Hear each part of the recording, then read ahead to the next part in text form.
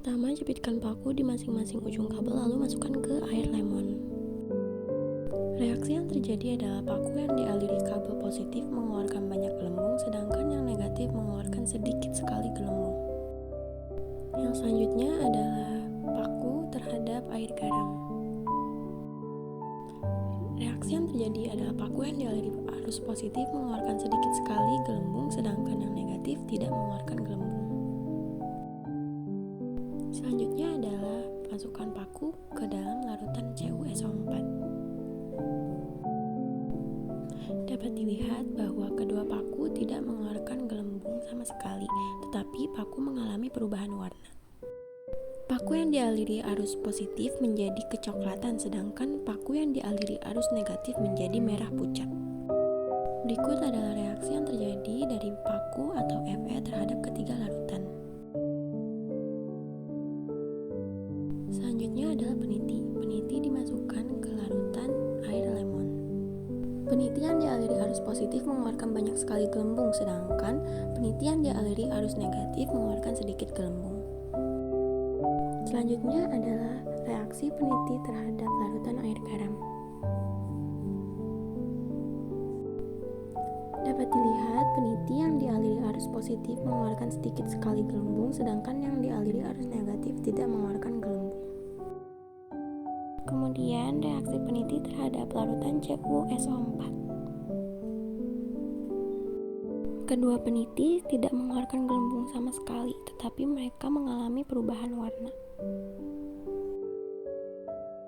Peniti yang dialiri arus negatif menjadi lebih gelap, sedangkan peniti yang dialiri arus positif menjadi kuning keemasan.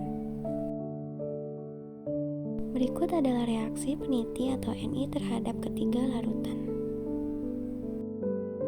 Reaksi yang selanjutnya adalah pensil. Pensil dimasukkan ke dalam air lemon. Dapat dilihat bahwa pensil hijau muda atau pensil yang dialiri arus positif mengeluarkan banyak gelembung, sedangkan pensil yang dialiri arus negatif mengeluarkan sedikit gelembung. Selanjutnya adalah pensil dimasukkan ke dalam larutan air garam. Pensil yang dialiri arus positif mengeluarkan banyak gelembung, sedangkan pensil yang dialiri arus negatif mengeluarkan sedikit gelembung.